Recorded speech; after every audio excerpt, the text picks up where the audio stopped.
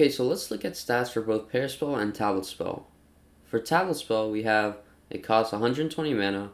On Equip, it gives 40 mana and 4 Wiz, and it does 4050 damage. For Pair Spell, we have a cost of 75 mana, minus 20 HP, plus 2 attack, plus 2 def, plus 4 dex, and minus 5 hit. Pair Spell does 2000 damage. Tablet boomerangs only once and to the point where you place a spell bomb. Its range is only 1, so it's hard to hit, while Pair Spell boomerangs 2 times and has a big range, so it is almost hard to miss unless you are placing it on a moving target.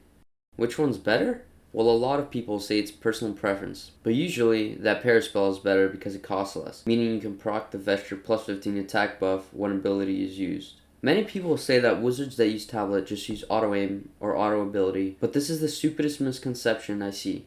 The people that are good at Tablet are good because they play Tablet a lot instead of not even trying to aim with Pair Spell. If you do 1,000 runs with Parasite Spell, you will become a Parasite Spell god, but your aim won't be good. If you do 1,000 runs with Tablet Spell, you will become a Tablet god, and your aim will be better. The pros of playing with Tablet instead of Parasite are better than the pros of playing with Parasite in the long run. Even if you have a bad pet, like let's say 90M heal, meaning you can't really keep up Vesture proc at all times, I would still recommend always using Tablet in situations like that when you don't have mana. Forget the Vesture proc, and eventually, when you do have 100M heal, you will be better at Tablet Spell and aiming in general. Pair Spell is only good in short term if you want damage, but if you want to get better, use Tablet so your aim will be better. So when should you use Parasite Spell? Because the pros of Pair Spell in the moment outweigh the pros of Tablet. Number 1. During a quiet counter. When your group is unorganized and the group shoots a guard and makes everyone quiet, you are missing out on 6 DPS stats from Parasite Spell if you are wearing Tablet. You can't use your ability anyway. You should also swap to Diplo, but that will be for another video. Number 2.